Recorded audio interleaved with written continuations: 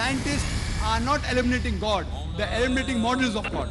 You learn Sanskrit, go back to your scriptures, go back to your Vedas and realize that God is one. Division in Islam is prohibited. We understand the concept of God in Hinduism. Quran is the most positive book. Every day, more than 3,000 fetuses are being aborted in India after they identified that they're females. According to the statistics of 1996, US Department of Justice, 2,713 women are being raped every day. Every 32 seconds, one woman is being raped. I've been raped in US until the time I'm here. Islam has the solutions to the problems of the West.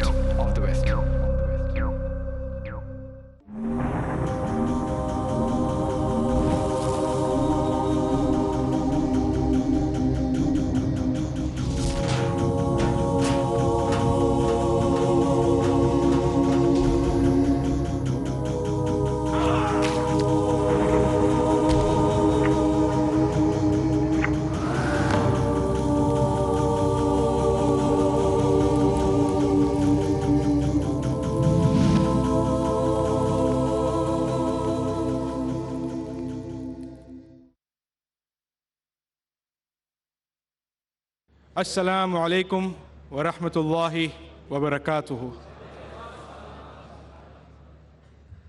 We begin today's program with a recitation from the glorious Quran. أعوذ بالله من الشيطان الرجيم. بسم الله الرحمن الرحيم. يا أيها الذين آمنوا أطيعوا الله وأطيعوا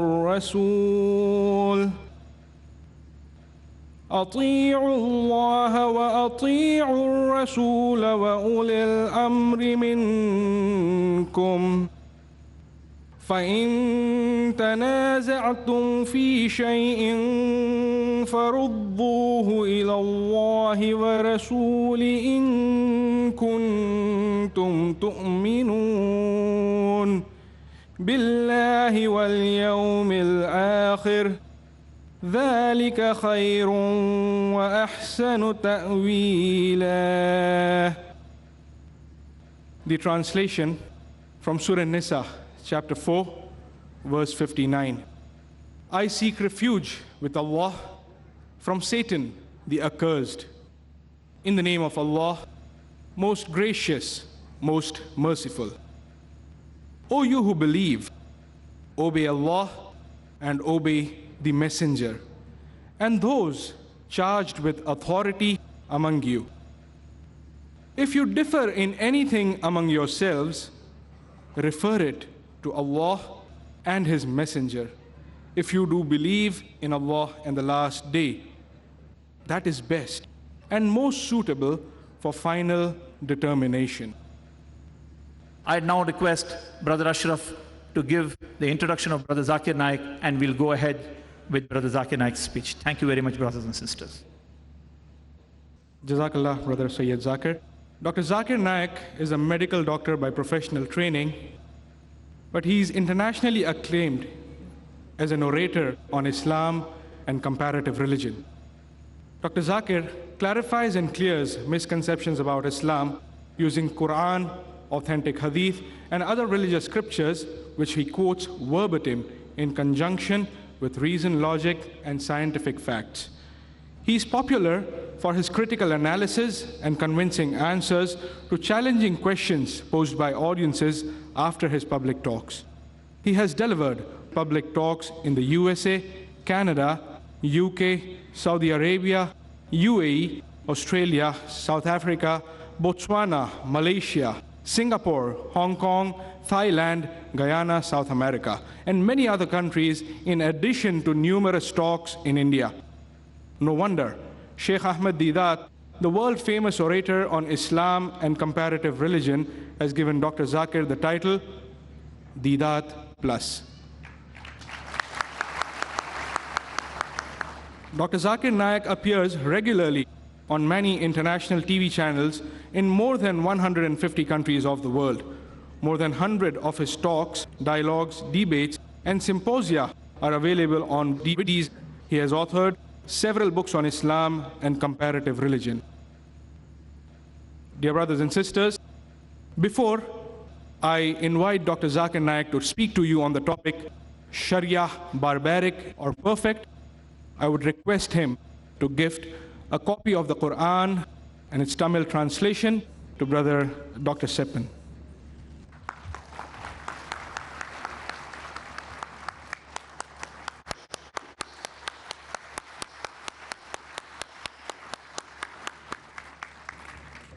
Dr. Zakir Naik, brothers and sisters, on the topic, Sharia, barbaric or perfect. Alhamdulillah. Wassalatu wassalam ala Rasulillah wa ala alihi wa sahbihi ajmain. Amma ba'd. A'udhu billahi minash shaitanir rajim. Bismillahir rahmanir rahim. Ya ayyuhallazina amanu udkhulu fis silmi kaffa. Inna ad-dina indallahi al-Islam. Rabbi shrah li sadri wa yassir li amri wahlul 'uqdatam min lisani yafqahu qawli. The respected people on the dais, my respected elders, and my dear brothers and sisters, I welcome all of you with the Islamic greetings. Assalamu alaikum wa rahmatullahi wa barakatuhu. May peace, mercy, and blessings of Allah subhanahu wa ta'ala, of Almighty God, be on all of you. The topic of this evening's talk is Sharia, barbaric or perfect. Sharia is the complete code of Islamic law which pertains to the rights and duties of the Muslim. It regulates the lives of the people. It is comprehensive and includes from the minutest detail about eating, drinking, clothing, up to the complex system of lawmaking. The word Sharia, it literally means the clear path to follow. The Islamic Sharia, it is derived from 4 sources. The first source is the glorious Quran. The Quran is the last and final revelation of Allah subhanahu wa ta'ala, of Almighty God, which was revealed to the last and final messenger, Prophet Muhammad, peace be upon him. The Quran is the word of God, of Allah subhanahu wa ta'ala, and it is also called as the Furqan, the criteria to judge right from wrong. The Quran was revealed by Allah subhanahu wa ta'ala, by Almighty God, to Prophet Muhammad, peace be upon him, through Archangel Gabriel 1400 years ago. And it was approximately 23 years. The Quran contains 114 surahs or chapters and contains more than 6,000 ayats, signs or verses. The glorious Quran was revealed in Arabic. But many scholars have translated this glorious Quran, the word of Allah subhanahu wa ta'ala, into almost all the major languages of the world. This Quran, the word of Allah subhanahu wa ta'ala, is the highest and the first source of the Sharia. The second source is the Sunnah. Sunnah means the way of the Prophet, or the doings of the Prophet, according to the Sahih Hadith, the authentic sayings of the Prophet. The Sunnah, or the authentic Hadith, are supplementary to the Quran. They act as a commentary to the Quran. It gives an explanation to the verses of the Quran. And in the Sunnah, the commandments of the Prophet Muhammad sallallahu alaihi wasallam come on the top. Then comes his actions. And many a time, for the details of his commandments, you may have to look into the life of the Sahabas. Allah says in the Quran, in several places, including Surah Nisa, chapter number 4, verse 59, Allah says, Atiullah, Atiur Rasul. Obey Allah and obey the Messenger. Obey the Messenger means obey the Sunnah, the authentic sayings of the Prophet. And the Prophet said that first look in the Quran, then look in my example and his sayings. And then, if you want more details, look into this generation, then the next generation, then the next generation. If you want to find more details about the life of the Prophet, how he led, the best people who understood the sayings of the Prophet were the companions, were the Sahabas, those who lived with the Prophet, those who saw the Prophet, and who died in the state of Iman. So if you want to understand the Hadith much better, if there's difference of opinion, you have to look in the lifestyles of the Salaf Salihin, the 3 generations. If you want to find more details and more explanation, you can go into the lifestyle of the Sahabas, then the next generation, then the next generation. That's it. So the Sunnah of the Prophet, the authentic Hadith, is the second source of the Sharia. The third source is the Ijma. That is the consensus of opinions or the agreement of the opinions of the Sahabas, of the companions of the Prophet, followed by the consensus of the opinions of Salaf Salihin and the consensus of opinions of the Muslim jurist of the first 3rd century of Hijrah. If you cannot find the answer in the Quran or cannot find any opinion in the Quran, then look in the Sunnah of the Prophet, in the authentic Hadith. If you don't find it there, then you go to the third source, that is the Ijma, the consensus of opinion. This is the third source.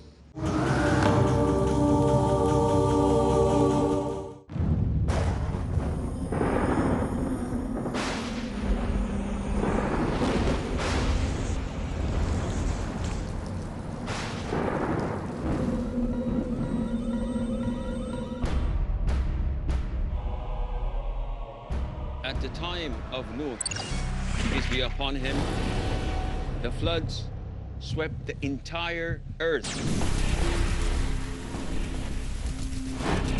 sparing only those who believed. Today, floods of shirk, floods of innovation, and floods of desires and lusts are sweeping the whole earth. Al-Imam Malik ibn Anas of Medina said that the Sunnah is the Ark of Nuh.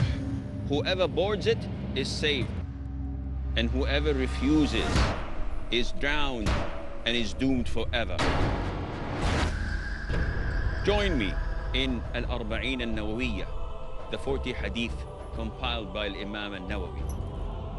Join Asim Al-Hakim in Al-Arba'in al-Nawawiyya tomorrow at 11 p.m. and repeat telecast at 12:30 p.m. Saudi Arabia on Peace TV.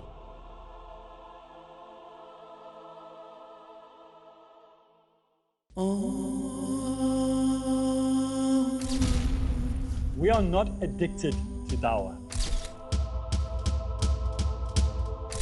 Addiction implies a short-term fix. One doesn't need to get into the zone to talk about Islam. You do dawah because it is a natural result of your commitment to Allah. If you don't talk, people are going to walk.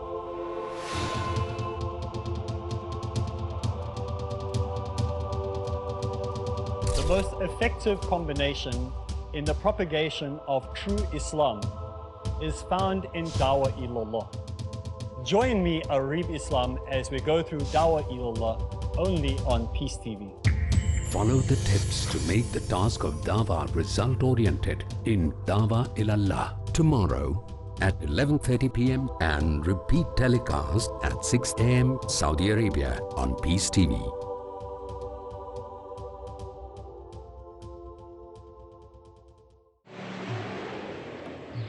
A friendly message by Dr. Zakir. The fastest growing religion in the world. A survey was published in the Reader's Digest Almanac Yearbook 1983, which was also reprinted in the Plain Truth magazine, February 1984. This survey gave the statistics of the increase in the percentage of the major world religions in a span of 50 years, from 1934 to 1984. The religion which increased the maximum at number one position was Islam, which increased by 235%. Christianity only 47%. Which war took place between 1934 and 1984, which forced millions of people to accept Islam? Which sword was used? According to the latest statistics, today, the fastest growing religion in America is Islam. The fastest growing religion in Europe is Islam. The fastest growing religion in the world is Islam.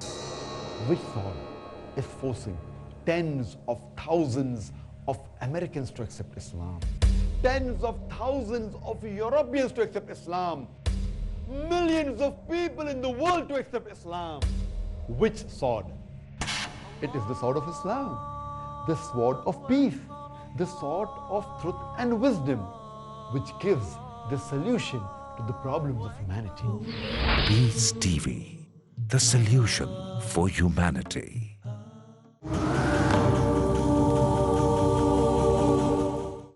And the fourth source is qiyas.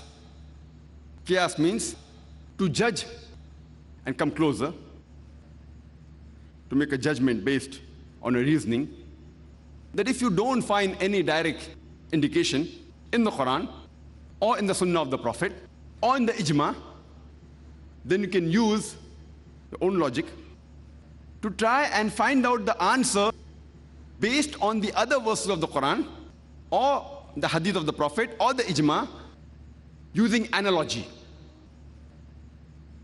If direct there is no indication about a particular thing, then you should look into the other verses of the Quran and the Sunnah and the Ijma and try and find a relevant answer by using analogy. But this can only be used after the Ijma. It can be used in an Islamic state where proper Islamic Sharia is followed. Basically, there are four sources for the Sharia. Number one, and the highest in authority, is the glorious Quran, the word of Allah subhanahu wa ta'ala. Number two is the Sunnah of the Prophet, the authentic Hadith. Number three is the Ijma, and number four is the Qiyas. The Islamic Sharia is a complete code of conduct. It gives a person a complete way of life, how a life should be led. But unfortunately, we find in the media and many critics of Islam, they present the Sharia as barbaric. And most of their allegations regarding the Sharia, most of them, major of them, they revolve around two aspects. One is the punishment in Islam. They may show a poster or the front cover of a book of a man being whipped. Maybe the naked back is being whipped. And the second aspect is women in Islam, that they are subjugated. They may show a woman in hijab. These two are the main factors which the critics of Islam, they attack the Sharia and they say it is barbaric. And there are a few others. Time will not permit us to discuss all the aspects of the Sharia. Neither will time permit us to reply to all the allegations and the criticism of the media and the critics of Islam. In the limited time available, inshallah, I will try and clarify a few of the misconceptions of the Sharia. The first, as I mentioned, most of the Western writers and the critics of Islam, they attack Islam because of the way of punishment. In Islamic law, in Islamic Sharia, the punishment is barbaric. Islam is a complete way of life. And compared to the other ways of life, most of the other religions, if you analyze, they speak good things. Most of the religions, including Islam. But the difference between Islam and the other religion is that Islam, besides speaking good things, it shows you a way how to achieve that state of goodness. For example, all the major religions of the world, they tell us that we should not rob.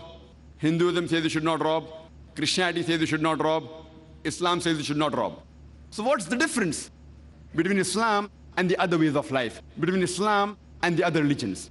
The difference is that Islam, besides telling us the good things, it shows us a way how to achieve that state of goodness. In the Islamic Sharia, we have the third pillar of Islam as zakat. That is, every rich person who has the saving of more than the nisab level, more than 85 grams of gold, he or she should give 2.5% of that saving every lunar year in charity. If every rich human being gives charity, poverty will be eradicated from this world. There will not be a single human being who will die of hunger. And Allah says in the Quran, in Surah Al-Hashr, chapter 59, verse number 7, it says that zakat has been prescribed so that it prevents the wealth from circulating only amongst the rich. So obligatory charity is a part of the Islamic Sharia. It's further. All those who are rich, who have a saving of more than 85 grams of gold, should give 2.5% of that saving every lunar year in charity. And after that, if suppose someone robs, Allah says in the Quran, in Surah Ma'idah, chapter number 5, verse number 38, as to the thief, be it a man or a woman, chop off his or her hand as a punishment from Allah subhanahu wa ta'ala. Many people will say, chopping off the hands? In this age of science and technology, Islam is a barbaric religion. It is a ruthless faith. And many people think that if they go to Saudi Arabia, where this law is practiced, every second person they come across, they will see that the hands have been chopped. Many people think that if they go to Saudi Arabia, where this law is practiced, every second person's hand will be chopped off. Believe me, I have been to Saudi Arabia several times, umpteen number of times. I have not come across a single human being whose hands have been chopped off. There may be a few whose hands have been chopped, but I have not come across a single. The law is so strict that a person will think 10 times before committing the crime. The Islamic Sharia is such, it gives you advice that don't rob. But every human being will not follow this advice. Those who have faith in Allah may follow. Everyone will not. So what solution do you have for that? The next solution is, if they don't follow the commandment of Allah subhanahu wa ta'ala, there has to be a punishment. And today, America is supposed to be one of the most advanced countries in the world. Do you know it has one of the highest rates of theft and robbery in the world? I am asking a simple question, that if you implement the Islamic Sharia in America, in USA, that every rich person who has a saving of more than 85 grams of gold should give 2.5% of that saving in charity every lunar year. And after that, if anyone robs, chop off his or her hand as a punishment. I am asking a question. Will the rate of theft and robbery in America, will it increase? Will it remain the same? Or will it decrease? It will decrease. It's a practical law. You implement the Sharia and you get results. Therefore, I say that the Islamic Sharia is perfect. We introduce laws for results, not just to be mentioned in the books. And people may argue, they think that if you implement, then, how many people are robbing? Oh, there are thousands of people robbing in America. So do you mean you'll have to chop off thousands of people's hands? The moment you implement the law within a couple of people, all the rest, God willing, will stop robbing. Because now they know that if we are arrested, we can get through, we can bribe, we won't get a severe punishment. But the moment the punishment is severe, a person will think 10 times before robbing. And immediately the rate will come down. And people fail to realize that the Islamic Sharia is complete. It's perfect. That doesn't mean that if a poor man robs bread because he's hungry, his hand will be chopped off. If a poor man robs because he's hungry, it's the duty of the state the Islamic State to provide food to him. Why did he have to rob for food? It is the duty of the Ummah. It is the duty of the people to see to it that the neighbors don't go hungry. But natural, this punishment has its rules and regulations, that only if you rob a particular big amount, etc., then it is implemented. And the question of a person robbing food should not arise in Islamic State. That's the reason. The least rate of robbery in any part of the world, it's in Saudi Arabia. It's a practical law. You implement it and you get results. This was just an example of the punishment and the logic behind this punishment. So people who worry that hands will be chopped off, the moment you implement the Sharia, the punishment need not be implemented. It may be implemented once in a blue moon. The other point, which many skeptics, they talk about Islam, mainly is about the women's rights in Islam. Time will not permit to talk about all the allegations. But in short, these critics, they say that the women in Islam, they are subjugated. They don't have the rights. They aren't equal. In Islam, men and women are equal. But equality does not mean identicality. They're equal, but they are not identical. Allah subhanahu wa ta'ala, our creator, has made the men and women biologically different, physiologically different, psychologically different. So depending upon the psychological makeup, the biological makeup, the physiological makeup, Allah subhanahu wa ta'ala has given different roles for the men and women. On many aspects, if you analyze, men and women, they're equal. In some aspects, the women have a degree of advantage. In some aspect, the men have a degree of advantage. But overall, they're equal.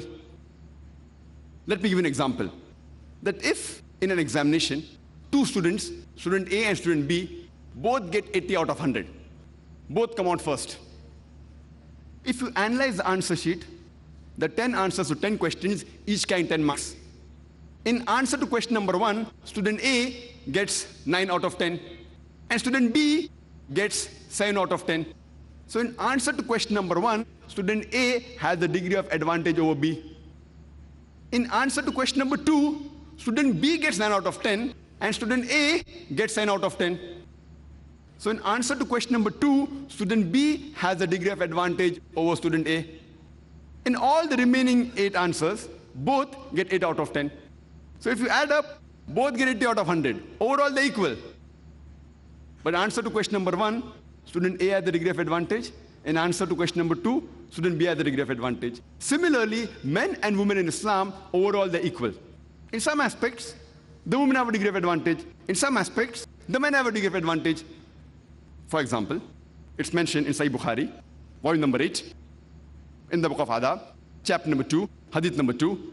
Once a person approached the Prophet and asked him that who deserves the maximum love and companionship in this world? The Prophet said, your mother. The man asked, after that who? The Prophet repeated, your mother. The man asked, after that who? The Prophet again repeated, your mother. The man asked, after that who? Then the Prophet said, your father. That means 75%, 3/4 of the love and companionship of the children goes to the mother. 25%, 1/4 goes to the father. In short, the mother gets the gold medal. She gets the silver medal as well as the bronze medal. The father has to be satisfied with the mere consolation prize. So in this aspect, if we analyze, the women have a degree of advantage. Why? But natural, because our mothers, they bore us in the womb for 9 months. And the Prophet said, even if you give the mountain of gold for what the trouble they have taken for 9 months, you cannot compensate it. So because of that, when it comes to companionship of the children, the mother has a degree of advantage. I am Mukhtar Maharawi. You are watching Peace TV, the solution for humanity.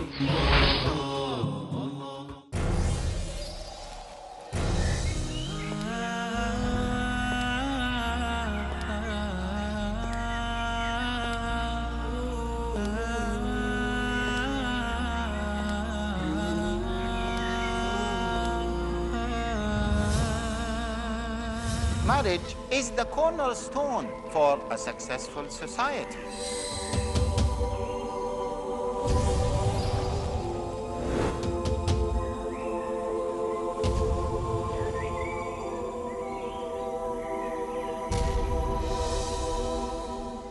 How can we maintain a successful marriage?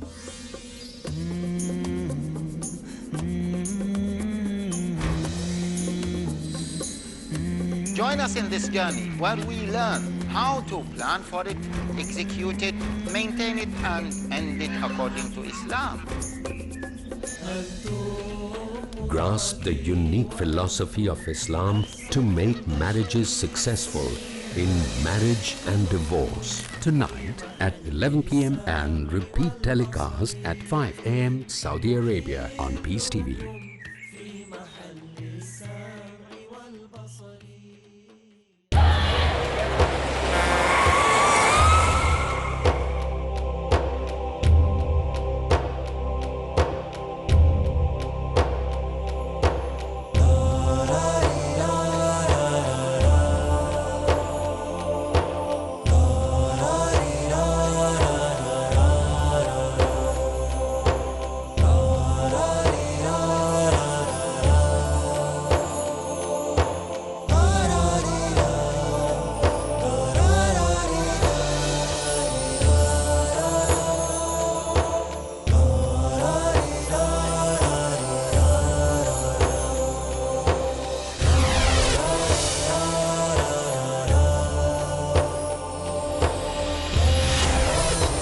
Peace TV English, the solution for humanity.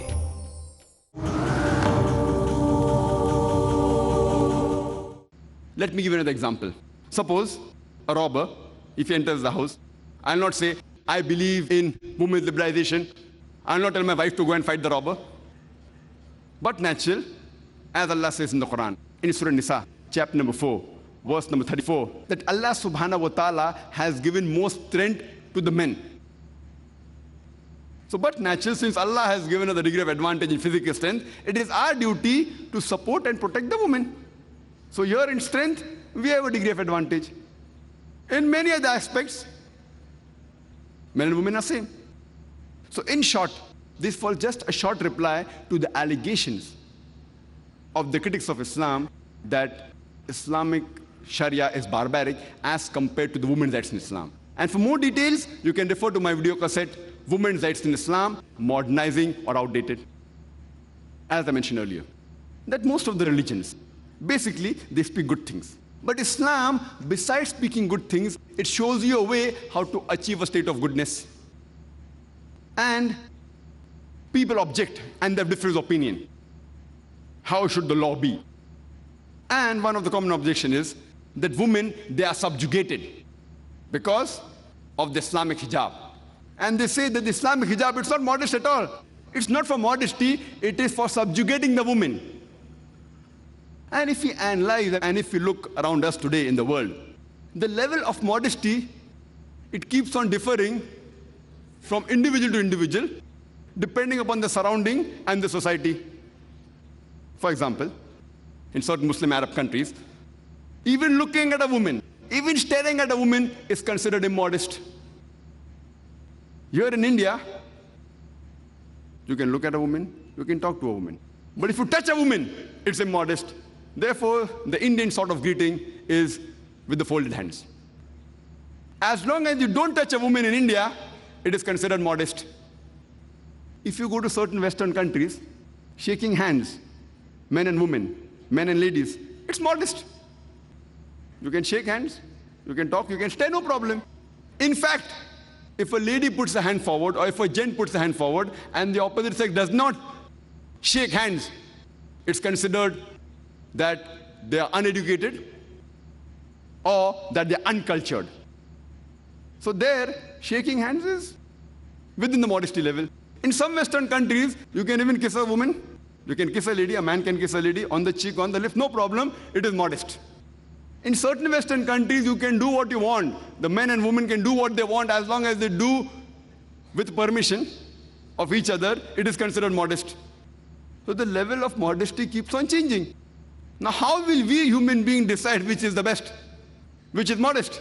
For example, if you go to USA or go to the Western countries, there if a young lady, if she wears a mini skirt or shorts, she's considered modest. But here that same lady comes, or any lady in India or in Madras wears a mini skirt or short, she'll be considered immodest. Right or wrong? Yes or no? I was there in America a few years back. There's an American who told me that the Indian women, they're immodest. I was shocked. I said, how come the Indian women are immodest? He told me that the Indian women, they wear the sari and they expose their belly. So for the American, exposing the belly is immodest. And then I thought, what he's saying, it makes sense. For him, modesty level is that you should cover your belly. Now, we Eastern people, we Indians, we think we're very modest. But for the Westerner, exposing the belly is immodest. So who's to decide what is modest or what is immodest? The best one to decide is our Creator, is Allah subhanahu wa ta'ala, is Almighty God. So let's analyze what is mentioned in the Islamic Sharia, the Quran and the Hadith, about the modesty level. And people who lay an allegation that Islam subjugates the woman because of hijab, I would like to tell them that if you go back in history, at the time of the Babylonian civilization, they ill-treated the woman. If a man committed murder, instead of he getting the punishment, his wife was put to death. In the Greek civilization, they had a concept of an imaginary woman by the name of Pandora, who was the cause of all the misfortunes. Though initially they believed in chastity, but because of ego and fame, prostitution became common. In the Roman civilization, nudity was very common. Prostitution and promiscuity was very common. In the Egyptian civilization, the woman was considered as a sign of the devil. And in the Arab civilization, before the Quran was revealed, very often when a female was born, she was put to death. She was buried alive. Islam is the first religion, and Prophet Muhammad is the major benefactor who uplifted the woman.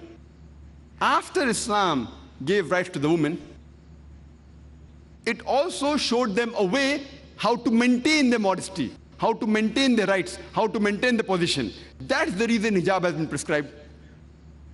People normally talk about hijab of the woman, but Allah subhanahu wa ta'ala, God Almighty, in the Quran, He first speaks about the hijab for the men and then for the women. Allah says in the Quran, in Surah Nur, chapter number 24, verse number 30, say to the believing man that he should lower his gaze and guard his modesty. Whenever a man looks at a woman, any brazen thought comes in his mind, he should lower his gaze. Any unashamed thought comes in his mind, he should lower his gaze. Once there was a Muslim who was staring at a girl for a long time. I told him, brother, what are you doing? It's not allowed in Islam. So he told me that a beloved Prophet said, the first glance is permitted, the second is prohibited. I have not completed half my glance. What did the Prophet mean when he said the first glance is forgiven, the second is prohibited? That does not mean a person can look at a woman for 10 minutes without blinking and saying, I have not completed my glance. It means that if you unintentionally look at a woman, do not intentionally look at her again to feast on her beauty. The next verse speaks about the hijab for the woman. Allah says in the Quran, in Surah Nur, chapter number 24, verse number 31, say to the believing woman that she should lower her gaze and guard her modesty, and display not her beauty except what appears ordinary of, and draw a head covering over her bosom, and display not her beauty except in front of her husband, her sons, her father, and a big list of mahram, the close relatives who she can't marry is given. There are basically 6 criteria for the hijab, which is mentioned in the Quran and the authentic hadith. The first is the extent. For the man, it's from the navel to the knee. For the woman, the complete body should be covered. The only part that can be seen are the face and the hands up to the wrist. There are many scholars who say that even this should be covered. The remaining 5 criteria are the same for the man and the woman.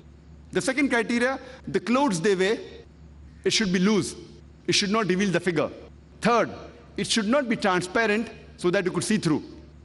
Fourth, it should not be so glamorous so that it attracts the opposite sex. Fifth, it should not resemble that of the opposite sex. And sixth, it should not resemble and be a sign of the unbeliever. These are basically the 6 criteria of hijab. And Allah says in the Quran, in Surah Ahzab, chapter number 33, verse number 59, that, O Prophet, tell your wives and your daughters and the believing women that when they go abroad, they should put on the cloak, so that they shall be recognized and it will prevent them from being molested.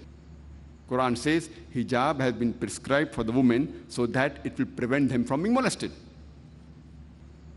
Suppose there are 2 twin sisters who are very beautiful, wife very beautiful, and if they're walking down the streets of Madras, and if one twin sister, she is wearing the Islamic clothes, complete body covered, except the face and hands up to the wrist, and the other twin sister, she is wearing the Western clothes, the mini skirts or shorts. And if round the corner there is a hooligan, there's a ruffian who's waiting for a catch, who's going to tease a girl, I'm asking a question. Which girl will it tease? Will it tease the girl wearing the Islamic hijab, or will it tease the girl wearing the Western clothes, the mini skirts or short? Which girl will it tease? But natural, he will tease the girl wearing the mini skirts or short. So Quran rightly says that hijab has been prescribed for the woman so that it will prevent them from being molested. And after that, if any man rapes any woman, the Islamic Sharia says he gets capital punishment. People will say, capital punishment? In this age of science and technology, Islam is a barbaric religion. It's a merciless religion. It's a ruthless way of life. But when I ask this question, and I've asked this question to hundreds of non-Muslims, that suppose, God forbid, someone rapes your mother, and if you are made the judge, and if the rapist is brought in front of you, what punishment will you give him? And believe me, 100%, all of the non-Muslims said, we will put him to death. So why these double standards? When someone rapes your mother, you want to put him to death. When somebody rapes somebody else's mother, you say that Islam is a barbaric religion. When someone rapes your mother, you want to put him to death. When someone rapes somebody else's mother, you say the death penalty is a barbaric way of life. Why the double standards? The only person who differed when I asked this question was a smart Alex in America.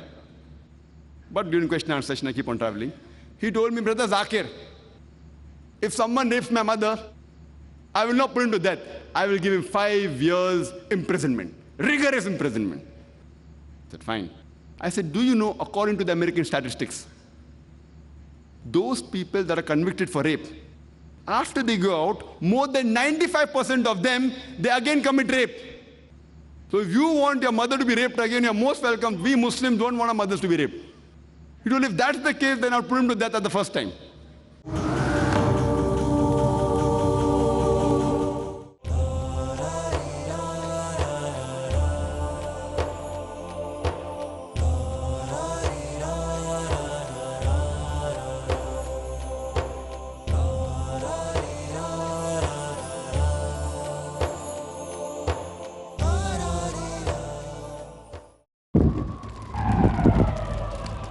Dialogue, discussion, debate, rebuttal, conclusion. Eliminate misconceptions about religion. Get enlightened. Witness Dr. Zakir Naik in a battle of words in Crossfire every Friday at 8:30 p.m. and repeat telecast at 10 a.m. Saudi Arabia on Peace TV. Osama El Shami. How can we get our children ready for the month of Ramadan? Sharing the stories of what the Muslims have been through in the past, in particular the first generation. Nazir Irfan Al Mujahid. Make this Ramadan very special to them. Your taqwa, your righteousness, your goodness. I want you to tell me about your experiences from the very first Ramadan that you experienced as a new Muslim. The first Ramadan I experienced was amazing. Umar Debua. When I embraced Islam, it was like I was prepared. You know, Allah prepared me for something that I had no idea. It was an amazing experience. Beautiful. My dear brothers and sisters in Islam, welcome to our program, The Straight Path. Build your character on the path of the Quran and Sunnah in The Straight Path. Every Wednesday and Saturday at 3 p.m. and repeat telecast at 1 a.m. Saudi Arabia on Peace TV.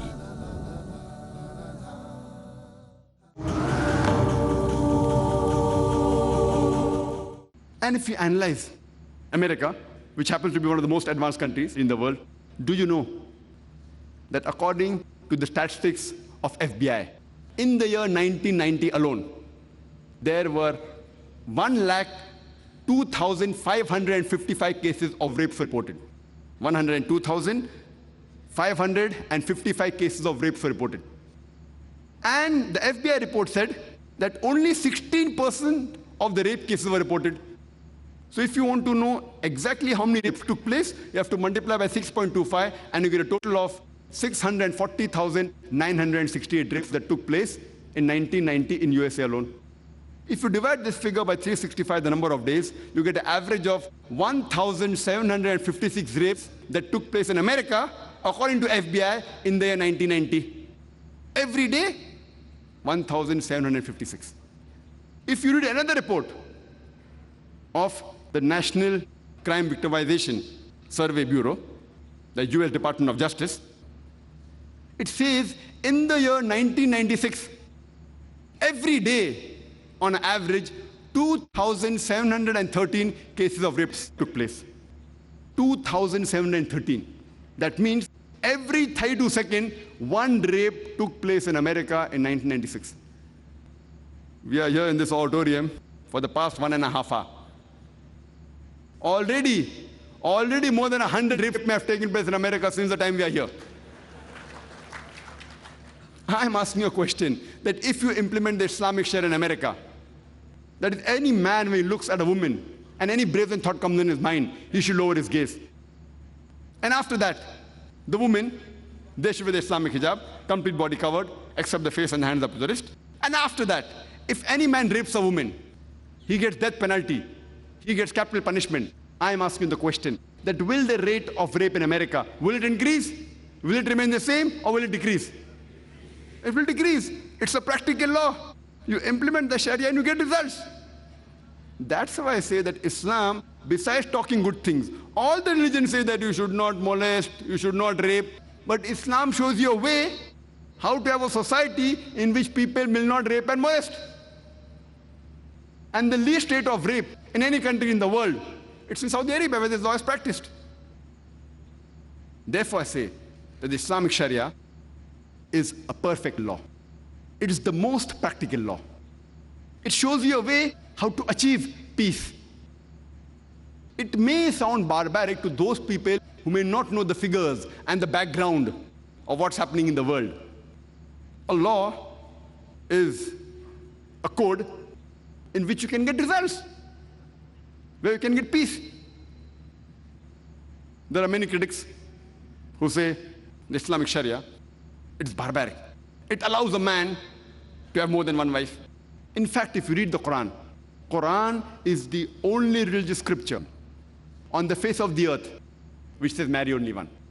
There is no other religious scripture on the face of the earth besides the Quran which says marry only one. You read the Bible, you read Bhagavad Gita, you read Mahabharata, you read the Ramayana, you read the Vedas. There is no religious scripture on the face of the earth except the Quran which says marry only one. If you read the Hindu scriptures, if you read Ramayana, the father of Sri Ram, his name was King Dashrath, he had more than one wife. If you read the Vishnu Sutra, it mentions in chapter number 24, verse number 1, that a Brahmin can have 4 wives. And if you read Mahabharata, Krishna, he had how many wives? 4, 10, 1,000, 10,000? He had 16,108 wives. So when Shri Krishna can have 16,108 wives, so why can't we have 4? Further, if you read the Jewish scriptures, if you read the Old Testament, Solomon had 700 wives, according to the Bible. According to the Old Testament, Abraham had 3 wives. In the Jewish religion, you can have as many as you wish. It is later on, in the 10th and the 11th century, when Rabbi Gershom ben Yehuda, he passed a synod that the Jews should marry only one. Even till as late as 1950, the Jewish community living in the Muslim country, Sephardic people, they married more than one wife. Even in the Christian religious book, the Bible, nowhere does it say marry only one.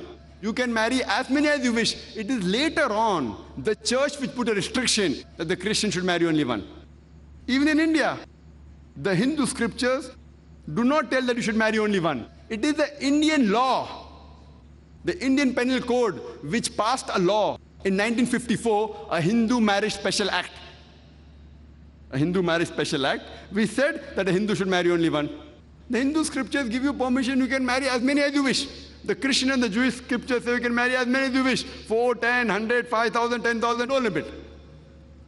And if you read the report of the Committee of the Status of Women in Islam, published in 1975, on page number 66 and 67, it says that in a span of 10 years, between 1951 and 1961, the Muslims in India, 4.31%, they did polygamous marriages.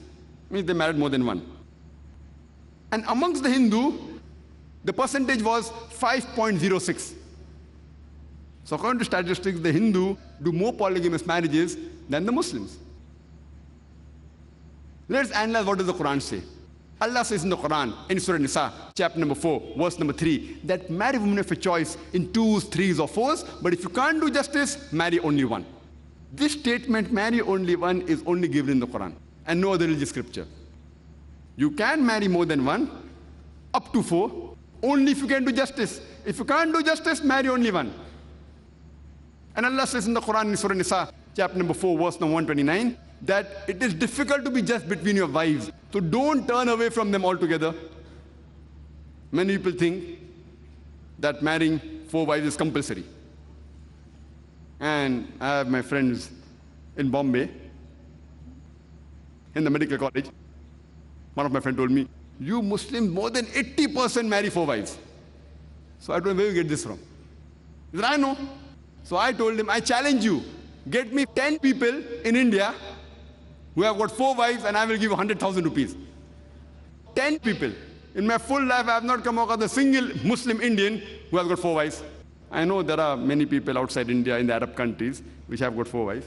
But there's a misconception among the Indian non-Muslims that every Muslim marries 4 wives. In fact, marrying more than one wife is not fard in Islam, it's not compulsory. It is more, it's optional. If you want to marry, no problem. But if you marry, you should be just between your wives. Let us analyze what is the logical reason why Allah subhanahu wa ta'ala has permitted a man to have up to 4 wives. By nature, male and female, they're born in equal proportion. But in the pediatric age itself, you ask any pediatrician, he will tell you that the female child can fight the germs and diseases much better than the male child. So in the pediatric age itself, there are more male children dying as compared to female children. So in pediatric age itself, there are more females as compared to males. As life goes on, there's death due to cigarette smoking, alcoholism, due to accidents, due to war. There are more male dying as compared to females. Today, if you analyze in the world, there are more females in the world as compared to males. Except in a few third world countries like India. And the reason that in India, there are more males as compared to females because of female infanticide. According to statistics which came on the BBC, on the program assignment, Let Her Die, there was a British reporter by the name of Emily Beckerins. He says that every day in India, more than 3,000 fetuses are being aborted after they identified that they're females. That means more than 1 million female fetuses are being aborted every year in India after they identified that they're females. And according to the Tamil Nadu government hospital report, it says that out of 10 females born alive, 4 are put to death. If you stop this evil practice of female infanticide and female feticide, then even in India, the female population will be more than the male population. Today, if we analyze, in New York alone, there are 1 million females more than males. In USA alone, there are 7.8 million females more than males. In UK alone, there are 4 million females more than males. In Germany alone, there are 5 million females more than males. In Russia alone, there are 9 million females more than males. And Allah subhanahu wa ta'ala, God Almighty alone knows how many millions of females are more than males throughout the world. If I agree, who says that one man should only marry one woman, and suppose my sister, or suppose his sister, happens to live in America, and if the market is saturated, and every man has found a woman for himself, yet there will be 7.8 million females in USA who will not find life partners. The only option remaining for them is that they either marry a man who already has a wife or become public property. People say, public property? Zakir, you're using such a harsh word. It is the most sophisticated word I can use. I cannot use a better word. And any modest woman should prefer being a wife of a man who already has a wife than becoming public property. And if we analyze in the Western countries, having mistress is very common. 2, 10, 20, 30, 40, no problem. As many as you want you can have. The American statistics say, on average, a person has 8 different sexual partners before he marries. An American, on average. Some may have 2, some may have 5, some may have 20, some may have 30. Having 8, on average, 8 sexual partners before you marry, it goes down the throat. But having more than one wife, it doesn't go down the throat. If you compare that when a woman is a mistress, she's dishonored, she doesn't get her rights. In fact, if a woman, even if she becomes the second wife, alhamdulillah, she gets the right, she gets the honor, and she's protected. So if we analyze the reason that Islam has given permission that some men can have more than one wife is to protect the modesty of the woman. It's not to degrade her. Further, if we analyze that in Islam, the woman is considered as a muhsana, as a fortress against the devil. Unlike in other religion where she is considered as a sign of the devil.